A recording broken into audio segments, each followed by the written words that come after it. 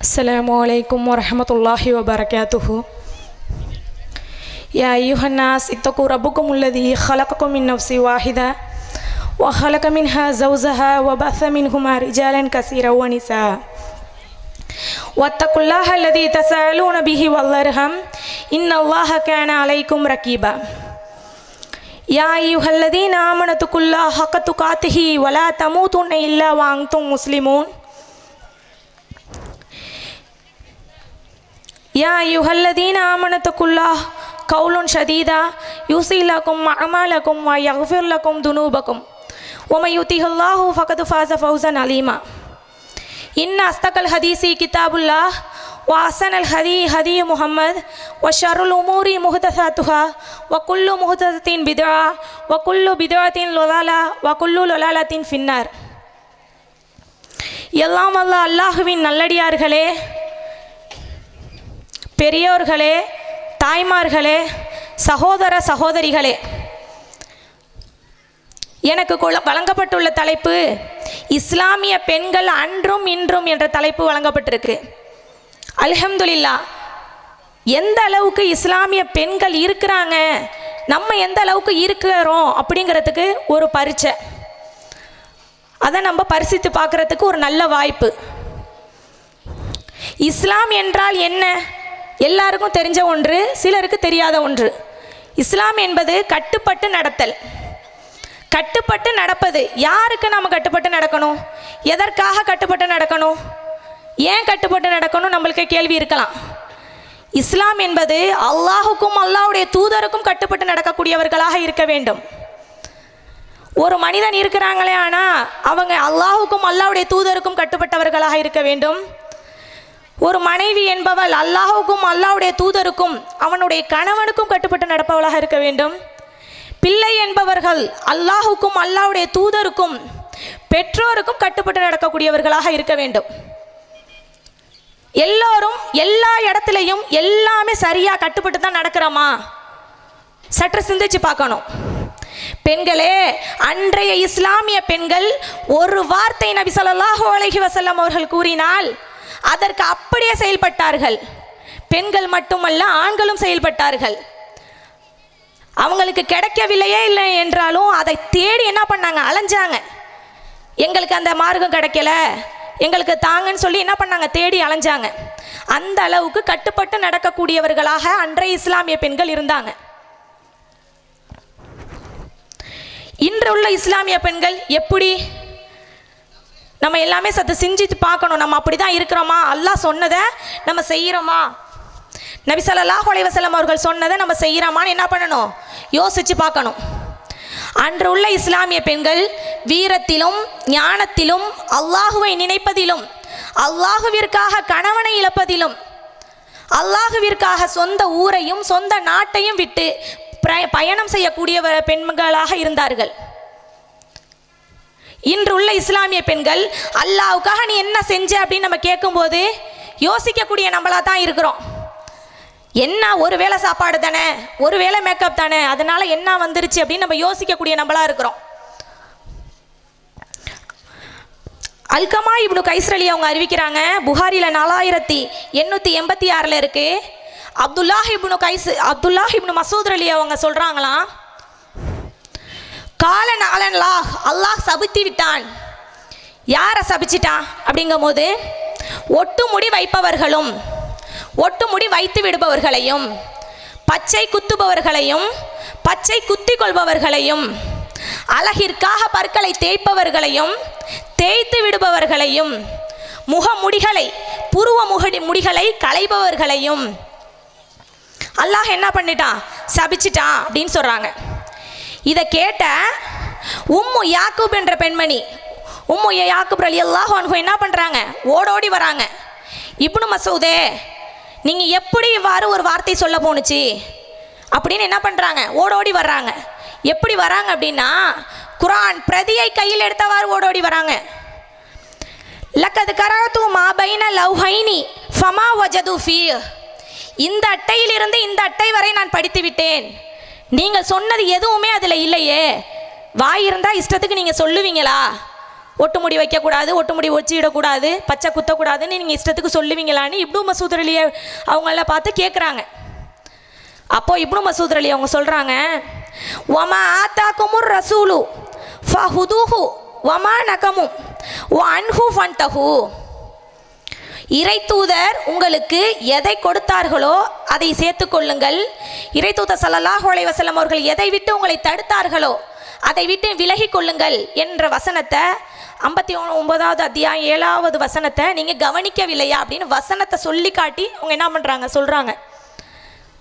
அப்போது இப்னு மசூத் அலி அவங்களுக்கு மறு டென்ஷன், என்னடா ஒட்டு முடியெல்லாம் வைக்கக்கூடாதுன்னு சொல்லிட்டாங்களே, அப்போ ஒட்டு முடி வைக்கக்கூடாது, ஆமாம் வைக்கக்கூடாது, பச்சை குத்தக்கூடாது, ஆமாம் குத்தக்கூடாது, புருவ முடிகளை முகமுடிகளை களையக்கூடாது, ஆமாம் களையக்கூடாது, இவ்வளவு சொல்கிறீங்களே உங்களுடைய வீட்டிலே செயல்பாடு இருக்குதானே, சொல்கிற வாசகத்தை கவனிங்க, உங்களுடைய வீட்டில் இதில் நடந்துக்கிட்டு இருக்குதானே அப்படின்னு சொல்கிறாங்க. அப்போது இப்னு மசூத் அலி அவங்க சொல்கிறாங்க, என்னுடைய வீட்டிலா, நீங்கள் என்னுடைய வீட்டில் இருக்குது அப்படின்னு நீங்கள் நிரூபிச்சிட்டிங்கன்னா நான் செய்கிறத நீங்கள் பார்ப்பீங்க அப்படிங்கிறாங்க. அப்போது அவங்க போகிறாங்க, அவங்க வீட்டில் போகிறாங்க. அப்துல்லா இப்னு மசூத் ஒய்ஃப்ட்ட கேட்குறாங்க, இந்த மாதிரி முடி வச்சுருக்கீங்க தானே காட்டுங்கும் போது அவங்களுடைய முடி சிறியதாக இருக்குது. அவங்க என்ன பண்ணுறாங்க அப்படின்னாக்கா அந்த முடியை அவுத்து காட்டும் போது ஒரு கருப்பு கயறு வருது, இடி முடியில் கருப்பு கயறு வருது. அப்போது நான் தெரியாமல் சொல்லிட்டேன், அப்போ இப்னு மசூத் சரியாக தான் செஞ்சுருக்காங்க அப்படின்ட்டு திரும்ப இப்னு மசூத்திட்ட வந்து சொல்கிறாங்க, நான் தெரியாமல் சொல்லிட்டேன், வந்து என்னது அவங்க கருப்பு கயறு தான் வச்சுருக்காங்க, இடிமுடி வச்சில்ல. ஃபஸ்ட்டு அவங்க எங்கே ஆரம்பிக்கிறாங்க பாருங்கள், தன்னுடைய இல்லத்திலிருந்தே தன்னுடைய தாவா பணியை கட்டளைகளை ஆரம்பிக்கிறார்கள். அவர்கள் அப்புறம் சொல்லிட்டு சொல்கிறாங்க, ஒருவேளை அவங்க இடிமுடி தான் வச்சுருக்காங்க அப்படின்னு நீங்கள் நிரூபிச்சிருந்தீங்கன்னா லவ் கேனத் மா ஜஅமாதுஹா, அவர்களை நான் தலாக் செய்திருப்பேன் என்றார்கள். தலாக்குனா ஒரு பெண் ஒரு ஆணிட்ட கொடுக்கக்கூடிய ஒரு விஷயமா இருக்குது. அதாவது தலாக்கு விடக்கூடாது, தேவையின்றி என்ன பண்ணக்கூடாது, தலாக்கு இடக்கூடாது. அவங்க எந்த காரணத்துக்காக சொல்கிறாங்க பாருங்கள், அல்லாஹுக்கும் அல்லாஹ்வுடைய தூதருக்கும் அந்த பெண் கட்டுப்படவில்லை என்றால் நான் தலாக் செய்திருப்பேன் அப்படின்னு சொல்கிறாங்க. ஆனால் நம்ம அப்படி இருக்கிறோமா? நல்லா சிந்திச்சு பார்க்கணும். ஒரு ஹலாலான உணவுகளை நம்ம பார்த்து வாங்குகிறோம், இது அல்லாஹ்வுடைய கட்டளையில் இருக்கா இல்லையான்னு பார்த்து வாங்குகிறோம். நம்மளுடைய விஷயங்களில் பெண்களுடைய விஷயங்களில் ஏன் வந்து அதை மறக்கிறோம்? இன்றைய பெண்கள் தவறு செய்யக்கூடியதே என்ன அப்படின்னாக்கா, ஒரு கல்யாணம் அப்படின்னு எடுத்துக்கிட்டோன்னா அதுக்கு 10,000 ரூபா மேக்கப்புக்கு மட்டும், நான் சொல்கிறது கொஞ்சமாக இருக்கும், 10,000 ரூபாலேருந்து 50,000 ரூபா வரை அந்த மேக்கப்புக்கு செலவு செய்கிறாங்க. ஏன் அவ்வாறு செலவு செய்கிறாங்க? அல்லாஹுடைய அச்சம் அவர்கள்ட்ட இல்லை, அல்லாஹ் தடுத்ததை அவர்கள் செய்கிறார்கள். இன்றைய கால பெண்களுடைய நிலை என்னவா இருக்குது? புருவ முடிகளை களைவதாக தான் இருக்குது. புருவ முடிகளை களையக்கூடாது, அல்லாஹ் சாபம் விடுகிறான், அல்லாஹ்வுடைய தூதர்களும் சாபம் விடுகிறார்கள். அதனால் நானும் சாபம் விடுகிறேன்னு அப்துல்லா இப்னு மசூத் அலி அவங்க சாபம் விடுறாங்க. அப்போது புருவ முடியை களையக்கூடிய பெண்களாக, அதற்கு காசு கொடுத்து களையக்கூடிய பெண்களாக என்ன பண்ணுறாங்க இன்றைய பெண்கள் இருக்கிறாங்க. எந்த ஒரு அவங்களுக்கே கல்யாணம் ஆனாலும் அந்த மேக்கப்புக்கு போயிடுறாங்க, இல்லை அக்கம் பக்கத்தில் உள்ளவங்க யாருக்கு கல்யாணம் ஆனாலும் அந்த மேக்கப்புக்கு போயிடுறாங்க. மேக்கப் பண்ணணும், யாருக்காக பண்ணணும்? தன்னுடைய கணவனுக்காக மட்டும்தான் ஒரு பெண் ஒருத்தி பண்ண வேண்டும். அதற்காக அல்லாஹ் தடை செய்த விஷயங்களை அவள் செயல்படுத்தலாமா? அந்த பெண் செயல்படுத்தலாமா? எந்த அளவுக்கு இன்றைய பெண்கள் அதில் மூழ்கி கிடக்கிறார்கள் என்று பாருங்கள். இவ்வாறு மூழ்கி கிடப்பதனால் அவர்களுடைய நிலை என்ன? சற்று நல்லா சிந்திச்சு பார்க்க வேண்டும். பெண்களை பற்றி சொல்லும்போது இவர்கள் ஆடை அணிந்தும் நிர்வாணமாக இருப்பார்கள், தழுக்கு நடை போட்டு ஆண்களை வளைத்து போடுவார்கள், அவர்களின் தலைகளில் ஒட்டகத்தின் திமில்களை போன்று கொண்டை போடப்பட்டிருக்கும். இவர்களுக்கு என்ன தெரியுமா? சொர்க்கத்தின் வாடை எவ்வளதோ தூரத்துக்கு வீசும், அப்படி இருந்தும் அவர்கள் சொர்க்கத்தின் வாடையை கூட நுகர மாட்டார்கள் என்றார்கள். அல்லாஹு அக்பர், அல்லாஹ் தான் எல்லாரையும் காப்பாற்றுவானாக. இன்றைய பெண்மணிகள் அதில் அதிகமாக மூழ்கி கிடக்கக்கூடியவர்களாக இருக்கிறார்கள். அது மட்டுமா, வலைத்தளங்களில் இதற்காக ஒரு மேடை போட்டு ஆடிக்கொண்டிருக்கிறார்கள். இஸ்லாத்தை தெரிந்தும் தெரியாதவர்கள் போன்ற நடிக்கிறார்கள், அல்லாஹ் சொன்னதை மறுக்கிறார்கள். அன்றைய பெண்மணிகள் எவ்வாறு இருந்திருக்கிறார்கள் என்று சற்று நல்லா யோசிச்சு பார்க்கணும். அன்றைய பெண்கள் இஸ்லாத்திற்காக முழுமையாக பாடுபடக்கூடியவர்களாக இருந்தார்கள். முழுமையாக அல்லாஹ்வின் பால் இருக்கக்கூடிய பெண்களாக இருந்தார்கள். நபி ஸல்லல்லாஹு அலைஹி வஸல்லம் அவர்கள் சொல்றாங்க, நபி ஸல்லல்லாஹு அலைஹி வஸல்லம் அவர்களுடைய காலத்தில் அபுஜஹல் என்ற கொடுங்கோலன் இருந்தான். அவன் என்ன பண்ணான், ரசூல் ஸல்லல்லாஹு அலைஹி வஸல்லம் அவர்களையே வெட்டி சாச்சிடணும், அவ்வாறு வெட்டி சாச்சிட்டோன்னு சொன்னா தான் இஸ்லாம் பரவாது அப்படிங்கிற ஒரு முடிவில் அப்போது என்ன பண்ணாங்க, கொஞ்சம் நெஞ்சம் அட்டகாசம்லாம் அவ்வளோ பண்ணினாங்க. ஆனால் அவங்களால அதை செயல்படுத்த முடியலை. எதற்காக அப்படின்னாக்கா, இஸ்லாம் நிறைபெற வேண்டுங்கிறது அல்லாஹுடைய விதி. அவங்களுடைய மகன் இக்ரிமாவை திருமணம் செய்த உம்மு ஹக்கீம் என்ற பெண்மணி இருக்கிறாங்க. இவங்க உம்மு ஹக்கீங்கிற பெண்மணி என்ன பண்ணுறாங்க அப்படின்னா, இஸ்லாத்தை ஏற்கிறதுக்கு ரொம்ப முக்கியமான ஒன்றா இருக்கிறாங்க.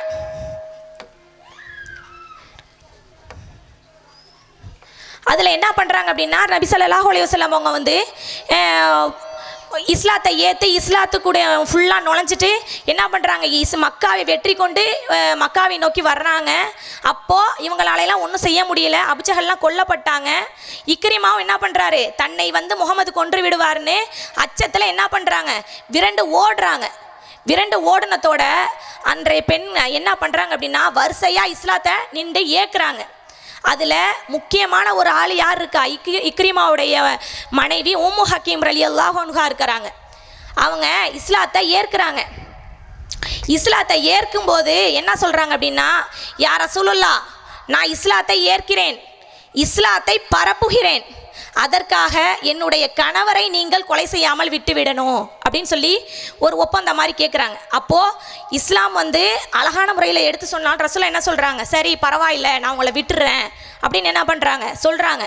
சொல்லிட்டு அப்போ சொல்கிறாங்க, சரி நான் கூட்டிகிட்டு வர்றேன், நான் இக்ரிமாவையும் கூட்டிகிட்டு வந்து நான் என்ன பண்ணுறேன், அவரையும் இஸ்லாத்தை ஏற்றுக்க வைக்கிறேன் அப்படின்னு சொல்கிறாங்க.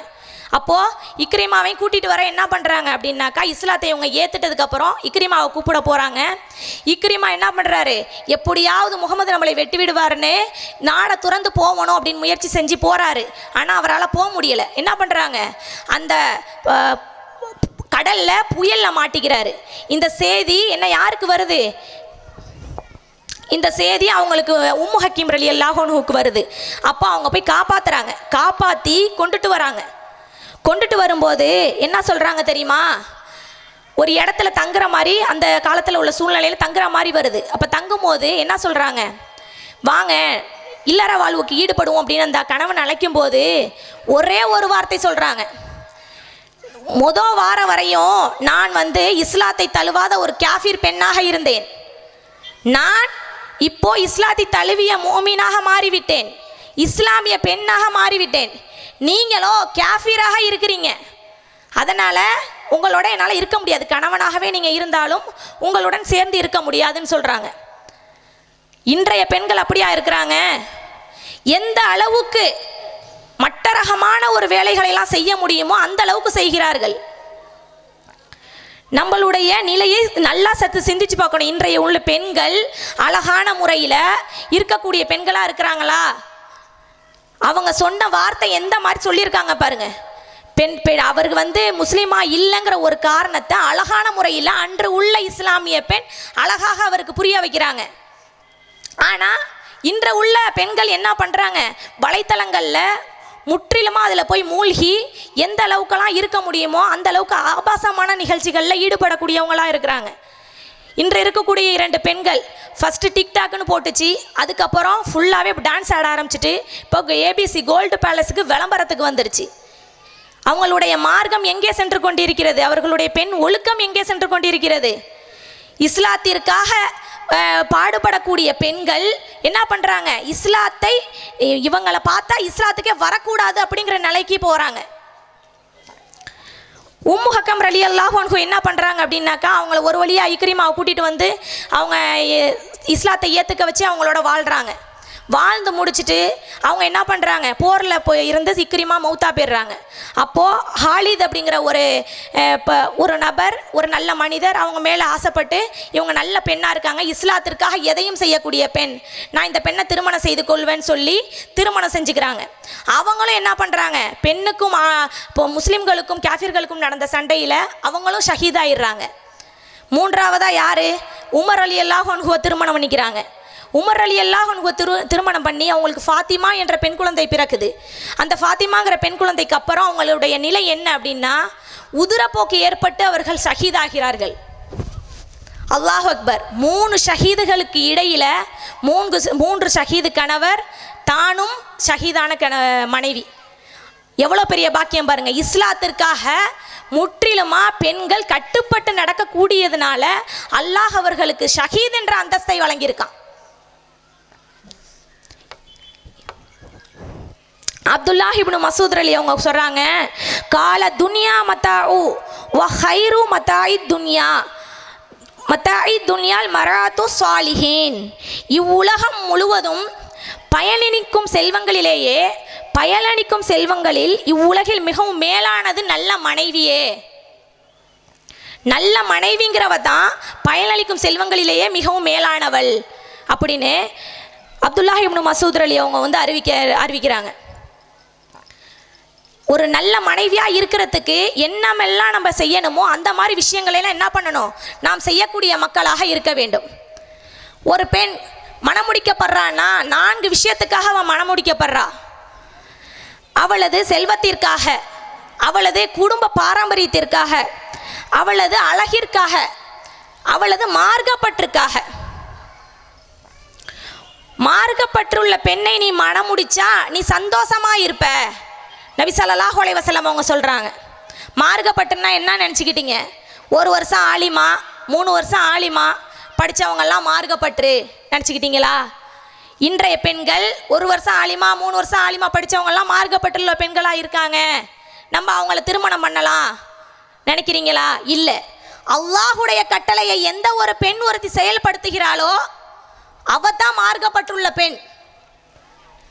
ஆலிமாவை முடித்துவிட்டு கையில் செல்போனை கொடுத்துவிட்டு எனக்கு என்னான்னு பெற்றோர்கள் இருந்தாலும் அவள் எப்படி மார்க்கப்பட்டுள்ள பெண்ணா இருப்பா? அவளுடைய மார்க்கப்பற்று எங்கே போனது? அந்த வலைதளங்களில் அவள் மூழ்கி விடுகிறாள். வலைதளங்களில் மூழ்கிறதோட மட்டும் அல்லாம பிறரையும் சேர்த்து கெடுக்கக்கூடிய வேலைகளை செய்ய ஆரம்பிச்சிடுறா. மார்க்கப்பற்றுங்கிறது 1 வருஷம் ஆலிமா படிப்போம், 3 வருஷம் ஆலிமா படிப்போம் கிடையாது. அந்த மார்க்கத்தை எந்த நிலையிலும் நிலை பெற செய்ய வேண்டும்.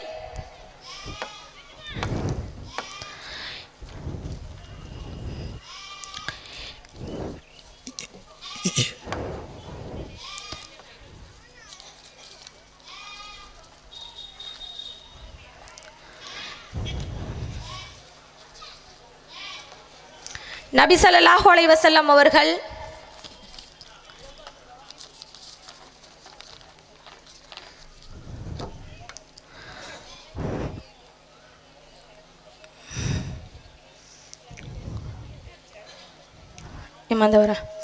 நபி ஸல்லல்லாஹு அலைஹி வஸல்லம் அவர்கள் சொல்றாங்க, மார்க்கப்பற்றுள்ள பெண்களை நீங்கள் திருமணம் தான் செய்ய வேண்டும்.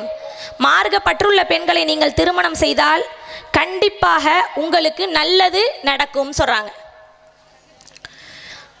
அன்றைய பெண்கள் வீரத்திலும் ஞானத்திலும் மட்டுமல்ல, அல்லாஹுவை நினைப்பதிலும் அவர்கள் துணிந்தவர்களாக இருந்தார்கள். அல்லாஹுவை எந்த வகையில் நினைக்கலாம், எந்த வகையில் செயல்படலான்னு அவர்கள் துணிந்தவர்களாக இருந்தார்கள். எப்படி? நபி ஸல்லல்லாஹு அலைஹி வஸல்லம் அவர்கள் இஸ்லாத்திற்கு வந்த பிறகு, மக்கா வெற்றி அடைந்த பிறகு ஆண்கள் எல்லாம் ரசூலுல்லாஹ்வை சுற்றியே இருக்கிறாங்க. அப்போது நபி ஸல்லல்லாஹு அலைஹி வஸல்லம் அவங்க சொல்கிறாங்க, அந்த பெண் ஒருத்தி சொல்கிறாங்க, என்ன சொல்கிறாங்க அப்படின்னாக்கா, யா ரசூலுல்லாஹ், உங்களை சுற்றி வெறும் ஆண்களே இருந்து கொண்டிருக்கிறார்கள், எங்களுக்கு வாய்ப்பு இல்லாமல் போயிடுச்சு. உம்மு ரஹ்லா என்ற பெண்மணி சொல்கிறாங்க, எங்களை சுற்றி ஆண்களே இருந்து கொண்டிருக்கிறார்கள், எங்களுக்கு வாய்ப்பு இல்லாமல் போயிடுச்சு, எங்களுக்கு ஏதாவது ஒரு நாளை ஒதுக்குங்களேன் அப்படின்னு கேட்குறாங்க. அப்போது நபி ஸல்லல்லாஹு அலைஹி வஸல்லம் அவங்க சொல்கிறாங்க, கண்டிப்பாக நான் நாளை ஒதுக்குறேம்மா, உங்களுக்காக நான் ஒரு நாளை ஒதுக்கி நான் அதை செயல்படுத்துகிறேன் அப்படின்னு சொல்கிறாங்க. அப்போது அந்த பெண்ணுக்கு நபி ஸல்லல்லாஹு அலைஹி வஸல்லம் அவங்க சொல்லி கொடுக்குறாங்க, சுபஹானல்லாஹ் என்று சொன்னீன்னா 100 முறை சொன்னால் 1000 முறை 1000 மடங்காக அல்லாஹ் உன்னை எழுதுகிறான். சுபஹானல்லாஹி வபிஹம்திஹி என்று சொன்னீனா, சுபஹானல்லாஹில் அலீம் என்று சொன்னீனா நீங்கள் சொர்க்கத்தில் வரும் ஒரு குர்சித்தில் ஜன்னா, ஒரு சொர்க்கத்தில் ஒரு வீடு மரத்தை நட்டு வைக்கின்றான். சுபஹானல்லாஹி வபிஹம்திஹி என்று நீ சொன்னீனா கடலின் நுரை அளவு உன்னுடைய பாவங்கள் மன்னிக்கப்படும் அப்படின்னு சொல்றாங்க. பாருங்க, இரவிலும் பகலிலும் நீ என்ன பண்ணணும்? அல்லாஹ்வை நினைத்த நிலையில இருக்கணும். பார்வைகளை தாழ்த்தி கொள்ள வேண்டும். சப்தம் வரக்கூடாது. பெண்களுக்கு சொல்ற அறிவுரையை பாருங்க. நபி ஸல்லல்லாஹு அலைஹி வஸல்லம் அவர்கள் பெண்கள் கூப்பிடவும் அவங்க பெண்களுக்காக அழகான முறையில் என்ன பண்ணுறாங்க? சொல்லி கொடுக்குறாங்க. இந்த மாதிரி நீங்கள் எல்லாம் சொன்னீங்க அப்படின்னாக்கா உங்களுக்கு நன்மைகள் இருக்குது. அன்றைய பெண்கள் இஸ்லாத்திற்காக எங்களுக்கு ஒரு நாளை ஒதுக்குங்கள் என்று கேட்குறாங்க. இன்றைய பெண்களுக்கு நம்ம வழிவகுத்து கொடுத்தாலும் என்ன செய்கிறதில்ல, நாளை ஒதுக்குறதுக்கு எனக்கு நேரம் இல்லை, எனக்கு நேரமே கிடையாது, வீட்டு வேலையே கரெக்டாக இருக்குன்னு சொல்கிறோம். வீட்டு வேலையில் ஜாமான் கழுவுறது, துணி துவைக்கிறது, தண்ணி குடம் தூக்குறது இதெல்லாம் ஒரு வேலைகள் என்று நாம் காரணம் சொல்லி கொண்டிருக்கிறோம். நபி ஸல்லல்லாஹு அலைஹி வஸல்லம் அவர்களுடைய காலத்தில் எந்த அளவிற்கு அவர்கள் எங்களுக்கு ஒரு நாளை ஒதுக்குங்கள்னு கேட்டு அழகான முறையில் அவங்க என்ன பண்ணுறாங்க? கேட்டு அதை செயல்படக்கூடியவங்களாக இருக்காங்க. நம்ம இந்த மாதிரி மார்க்க கூட்டத்துக்காக போகிறோம், நீங்கள் வாங்க அப்படின்னு கூப்பிட்டா, இல்லை எனக்கு வேலை தான் கரெக்டாக இருக்குது, நான் தண்ணி குடம் தூக்கி தூக்கி காலை வலிக்குது, மாடுபடி ஏற முடியலை, அந்த மாதிரி விஷயங்களை இவ்வுலகத்தின் வாழ்க்கை விஷயங்களையே நாம் காரணம் கூறிக்கொண்டிருக்கின்றோம். நாம் என்ன பண்ணக்கூடாது? அவ்வாறு செய்யக்கூடாது. இஸ்லாமிய பெண்கள் இஸ்லாத்திற்காக நீங்கள் எடுத்து வைக்கின்ற ஒவ்வொரு அடியும் அல்லாஹ்வுக்காகவும் அல்லாஹ்வுடைய தூதருக்காகவும் இருக்க வேண்டும். அல்லாஹ்வும் அல்லாஹ்வுடைய தூதர்களும் என்ன சொல்லி தந்தார்களோ அதை நாம் செய்யக்கூடிய நம்ம பெண்களாக இருக்க வேண்டும்.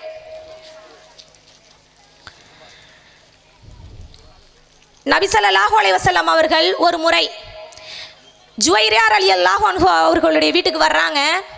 அப்போது ஜுவைரியா ரலியல்லாஹு அன்ஹு என்ன பண்ணுறாங்க அப்படின்னா, தொழுதுட்டு ஓதிக்கிட்டு இருக்காங்க. சரி, இவங்க ஓதுறாங்க அப்படின்னு சொல்லிட்டு நபி ஸல்லல்லாஹு அலைஹி வஸல்லம் அவங்க டிஸ்டர்ப் பண்ணாமல் வெளியே போயிடுறாங்க. வெளியே போவோம். அப்போ என்ன, வெளியே போயிட்டு எப்போ வர்றாங்க அப்படின்னா லுஹாவுடைய நேரம் இருக்கும், அவங்க வீட்டுக்கு வர்றாங்க. லுஹாவுடைய நேரத்தில் அவங்க வீட்டுக்கு வரவும் ஜுவைரியா ரலியல்லாஹு அன்ஹுவை பார்த்து நபி ஸல்லல்லாஹு அலைஹி வஸல்லம் அவங்க கேட்குறாங்க, மா ஜில்த ஹாதிஹி ஃபாரக்துகியா அலைஹா, நான் உன்னை விட்டு பிரிந்ததிலிருந்து நீ இதே இடத்துல தான் இருக்கிறியா அப்படின்னு கேட்குறாங்க. அதற்கு ஜுவைரியா ரலியல்லாஹு அன்ஹு சொல்கிறாங்க, ஆம் யா ரசூலுல்லாஹ், நான் இதே இடத்துல தான் இருக்கேன் அப்படின்னு சொல்கிறாங்க. எந்த அளவுக்கு ஒரு ஆச்சரியமான ஒரு விஷயத்தை கேட்குறாங்க பாருங்க. இப்போ நம்மளாம் ஒரு 5 நிமிஷம் உட்கார்றதுக்கே நம்ம யோசனை பண்ணுறோம். அல்லாவை நினைப்பதற்கு தொழுது விட்டு சுபஹானல்லாஹ், அல்ஹம்துலில்லாஹ், அல்லாஹு அக்பர்ன்ற 3 வார்த்தையை சொல்கிறதுக்கே நாமெல்லாம் யோசனை பண்ணிக்கிட்டு இருக்கோம். அன்றைய இஸ்லாமிய பெண்கள் அல்லாஹ்வுக்காக நேரம் ஒதுக்கக்கூடியவர்களாக இருந்தார்கள். நபி ஸல்லல்லாஹு அலைஹி வஸல்லம் அவர்களே ஆச்சரியப்படுற அளவுக்கு நேரம் ஒதுக்கக்கூடியவர்களாக இருந்தார்கள். லுஹா தொழுகைனா என்னன்னு பலருக்கு தெரியாமல் இருக்கும்னு நினைக்கிறேன். லுஹா தொழுகைனா என்ன அப்படின்னாக்கா 2 ரக்காய்த், 4 ரக்காய்த், 6 ரக்காய்த், 8 ரக்காய்த், 2 எத்தனை வேணாலும் தொழுவலாம். இவ்வாறு தொழுதிங்க அப்படின்னு சொன்னாக்கா என்ன அப்படின்னா ஒவ்வொரு மூட்டுகளுக்காகவும் செய்த தர்மம் கிடைக்கும். சரியா? அதே மாதிரி அந்த பெண்கள் அதில் ஈடுபடக்கூடியவர்களாக இருந்தாங்க. அப்போது ஜுவைரியா ரலியல்லாஹு அன்ஹு அவங்க சொல்கிறாங்க, நான் யா ரசூலுல்லாஹ், நான் உட்காந்து இன்னென்ன மாதிரியெல்லாம் திக்ரு செஞ்சேன் அப்படின்னு சந்தோஷமான முறையில் வெளிப்படுத்துகிறாங்க. அதுக்கு நபி ஸல்லல்லாஹு அலைஹி வஸல்லம் அவங்க அதை கேட்டுட்டு, அப்படியா, உன்னுடைய ஆர்வத்துக்கு நான் ரொம்ப சந்தோஷப்படுறேன், நீ இந்த சொன்ன திக்ரையெல்லாம் விட நான் மேலான திக்ரு ஒன்று சொல்லித்தரவா அப்படின்னு என்ன பண்ணுறாங்க, ஒரு திக்ரு சொல்லித்தராங்க. சுபஹானல்லாஹி வபிஹம்திஹி அதத ஹல்கிஹி வ ரிலா நஃப்ஸிஹி வ ஸினத அர்ஷிஹி வ மிதாத கலிமாத்திஹி. என்ன அப்படின்னா,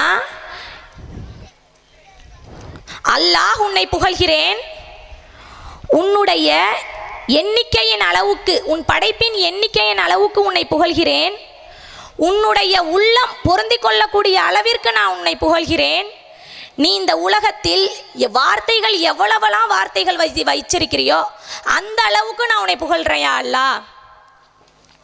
சுப்ஹானல்லாஹ், எவ்வளோ அழகான ஒரு வார்த்தையை பாருங்க. சுபஹானல்லாஹி வபிஹம்திஹி அதத ஹல்கிஹி வரிலா நஃப்ஸிஹி வஸினத அர்ஸிஹி வமிதாத கலிமாத்திஹி. இதை ஜுவைரியா ரலியல்லாஹு அன்ஹு தன் மரணம் ஏற்படும் வரை சொல்லாமல் இருந்ததே கிடையாது. ஒவ்வொரு நாளும் அதை சொல்லிக்கொண்டே இருக்கக்கூடியவர்களாக இருந்தார்கள். நம்ம எவ்வளதோ பயானுக்கு போயிருப்போம், எவ்வளதோ விஷயங்களை கேட்டிருப்போம், இன்னென்ன மாதிரியெல்லாம் செயல்கள் என்ன பண்ணியிருப்போம், கேட்கப்பட்டிருக்கோம். அதை இந்த காதில் வாங்கி அந்த காதில் விடக்கூடிய பெண்களாகத்தான் இன்றைய பெண்கள் இருக்கிறார்கள். என்ன பண்ணணும், ஏதாவது ஒரு விஷயங்கள் அல்லாஹ்விடமும் அல்லாஹ்வுடைய புறத்தில் இருந்தும் வந்துச்சின்னு சொன்னாக்கா அதை செயல்படக்கூடிய பெண்களாக இருக்க வேண்டும். அல்லாஹ்விற்கும் அல்லாஹ்வுடைய மார்க்கத்திற்காகவும் அவர்கள் இதை மட்டும் செய்யவில்லை, தான தர்மங்களையும் செய்யக்கூடிய பெண்களாக இருந்திருக்கிறார்கள். அன்னதானத்தில் சிறந்த பெண்மணி அந்த காலத்திலேயே உம்மு ஷரீக் ரலியல்லாஹு அன்ஹு இருந்தாங்க. உம்மு ஷரீக் ரலியல்லாஹு அன்ஹா என்ன பண்ணினாங்க அப்படின்னா, அன்னதானத்தில் சிறந்து விளங்கக்கூடியவங்களாக இருந்தாங்க.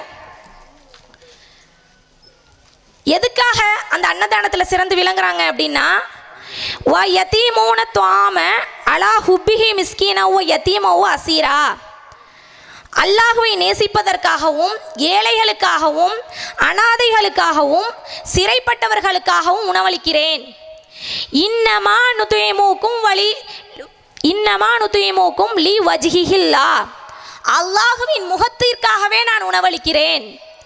லா நதீரு மின்கும் ஜஸாஅ வலா ஷுக்கூரா, உங்களிடமிருந்து எந்த பிரதிபலனையோ எதிர்பார்ப்பையோ நான் எதிர்பார்த்து இதை செய்யவில்லை என்றார்கள். அன்னதானம் வழங்கினாலும் அவங்க சொன்ன வாக்கியத்தை நல்லா நம்ம கவனிக்கணும். இப்போ உள்ள பெண்கள் என்ன பண்ணுறாங்க, அன்னதானம் வழங்கினாலும் நான் அவங்களுக்கு கொடுத்தேன் இவங்களுக்கு கொடுத்தேன்னு சொல்கிறாங்க. சத்தம் போடாமல் மறைமுகமாக கொண்டு போய் ஒரு அரிசியையோ ஒரு பருப்பையோ அவங்க கொடுத்தாலும் பின்னாடி என்ன சொல்கிறாங்க, அந்த வீட்டில் கொண்டுட்டு போய் நீங்கள் கொடுங்க, நான் கொடுத்துட்டேன் அவங்க வாங்கிக்கிட்டாங்க, நீங்களும் கொடுத்தீங்கன்னா வாங்கிக்குவாங்க. அன்றைய உள்ள பெண்கள் எந்த அளவுக்கு அல்லாஹ்வின் பாதையில் அல்லாஹ்வுடைய முகத்துக்காகத்தான் நான் உனக்கு கொடுக்குறேன், நான் வேற எந்த காரணத்துக்காகவும் கொடுக்கல அப்படின்னு சொல்லக்கூடிய அளவுக்கு நபி ஸல்லல்லாஹு அலைஹி வஸல்லம் அவர்களுடைய காலத்தில் பெண்மணிகள் இருந்தாங்க. இது மட்டும் இல்லை, வயதான காலத்திலும் வயதானவர்களும் வெள்ளிக்கிழமைன்னு வந்துடுச்சுன்னா கீரையை ஆக்கி கொண்டுட்டு போய் கொடுக்கக்கூடிய பெண்களும் இருந்திருக்காங்க. அல்லாஹ்விற்காக சொந்த ஊரையும் சொந்த நாட்டையும் விட்டு போகக்கூடிய பெண்களாகவும் இருந்திருக்கிறாங்க. உம்மு ரஹ்லா என்ற பெண்மணி இருந்தாங்க. அபு சுஃபியானுடைய மகள். உம்மு ஹபீபா ரம்லா பின்த் அபு சுஃபியான். சரியா, அப்துல்லாஹ் இப்னு ஜஹ்ஸை என்ன பண்ணுறாங்க, திருமணம் பண்ணுறாங்க. அவர் அப்துல்லா பின் ஜஹ்ஸுங்கிறவர் கிறிஸ்துவ மதத்தை சார்ந்தவராக இருக்கிறாரு.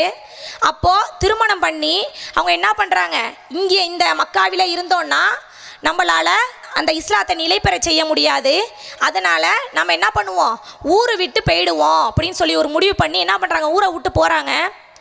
அப்போது அவங்களுடைய நிலை எப்படியா இருந்துச்சு, 8 மாத கர்ப்பிணியாக இருந்தார்கள். 8 மாத கர்ப்பிணியாக இருக்கும்போது எந்த ஒரு ஃப்ளைட்டு வசதியெல்லாம் இல்லாத ஒரு காலகட்டம். அவங்க போகிறாந்தா அபு சுஃபியான் கண்ணை குத்திட்டுன்னு அவங்க போய் ஆகணும், ஏன்னா தெரிஞ்சால் தன்னுடைய தகப்பன் அவங்கள வெட்டி போடுறது கூட வாய்ப்பு இருக்குது. நைட்டு நேரத்தில் பிரயாணம் செஞ்சு அவங்க போகிறாங்க. போய் அழகான முறையில் அதை என்ன பண்ணுறாங்க, போய் சிரியாவுக்கு போயிடுறாங்க. போனதுக்கப்புறம் என்ன பண்ணுறாங்க அப்படின்னா, 3 நாளுக்கு அப்புறம் அவங்க அங்கே போய் சென்றதுக்கப்புறம் 3 நாளைக்கு அப்புறம் அவங்களுக்கு கனவு வருது. என்ன கனவு வருது அப்படின்னாக்கா, தன்னுடைய கணவர் நாயுடைய உருவத்தில் அவங்களுக்கு தோற்றமளிக்கிறாங்க. நாயினுடைய உருவத்தில் தோற்றமளிக்கும் போது போய் பார்க்க என்னான்னு கேட்கும்போது, அப்போ என்னது, திரும்ப அவருடைய கணவர் கிறிஸ்துவ மதத்துக்கே மாறிட்டாரு அப்படின்னு. அல்லாஹ் அக்பர், அல்லாஹுக்காகத்தான் அவர்கள் அந்த ஊரை விட்டு நாட்டை விட்டு என்ன பண்ணாங்க, சென்றாங்க. அப்படி இருந்தும் நபி ஸல்லல்லாஹு அலைஹி வஸல்லம் அவர்களுக்காக அல்லாஹ்வுக்காக அதனுடைய பிரயாணத்தை செஞ்சும் நம்ம என்ன பண்ண முடியலை, அவன் அந்த கணவனோட வாழ முடியலை, ஏன்னா அவர் கிறிஸ்துவ மதத்துக்கு தாவிட்டார். அதன் பிறகும் அவங்களுக்கு ரம்லா என்ற குழந்தை பிறக்குது. அதனால தான் உம்மு ரம்லா அப்படின்னு சொல்லி வருது பேர். அப்போ என்ன பண்ணுறாங்க அப்படின்னாக்கா, அவங்க ஃபுல் அண்ட் ஃபுல் அந்த மார்க்கத்துக்காக துணை செய்யக்கூடியவங்களாகவும் அதிலேயே பாடுபடக்கூடியவர்களாகவும் இருந்தாருங்க. அதுக்கப்புறம் என்ன, நபி ஸல்லல்லாஹு அலைஹி வஸல்லம் அவர்களை கல்யாணம் பண்ணணும்னு சொல்லி அவங்க ரசூலுல்லாஹ்க்கு வஹி வரவும் அவங்க என்ன பண்ணுறாங்க, திரும்ப நபி ஸல்லல்லாஹு அலைஹி வஸல்லம் அவங்கள கல்யாணம் பண்ணுறாங்க. இதே மாதிரி அன்றைய இஸ்லாமிய பெண்கள் அல்லாஹுக்காக துணிவாக தைரியமாகவும் செயல்படக்கூடிய பெண்களாக இருந்தார்கள். ஒரு உடலில் ஒரு சதை துண்டுக்கு ஏதேனும் பாதிப்பு ஏற்பட்டால் உடல் முழுவதும் எவ்வாறு சீர்கெட்டு விடுமோ அதே போன்று குடும்பத்தில் பெண்களுக்கு ஒரு பிரச்சனைன்னு ஒன்று வந்துச்சுன்னா அவள் என்ன பண்ணணும், அந்த குடும்பமே சீர்கெட்டு போயிடும். ஒரு பெண்ணாக பிறந்து மனைவியாக மாறி தாயாக என்ன பண்ணுறா, அவதாரம் எடுக்கிறா. அந்த எல்லா நிலையிலையும் அவள் என்ன பண்ணணும், கரெக்டான நிலையில் கடைபிடிக்கக்கூடிய பெண்ணாக இருக்க வேண்டும். அதில் ஒரு நிலையில் அவள் வழி தவறினாலும் அவளுடைய குடும்பமே என்ன பண்ணிடும், சீர்கெட்டு போயிடும்.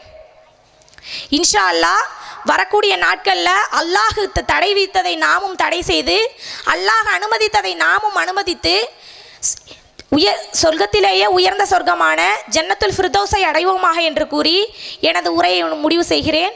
வாஹிதாவான அல்ஹம்துலில்லாஹி ரப்பில் ஆலமீன். அஸ்ஸலாமு அலைக்கும் வரஹ்மத்துல்லாஹி வபரகாத்துஹு.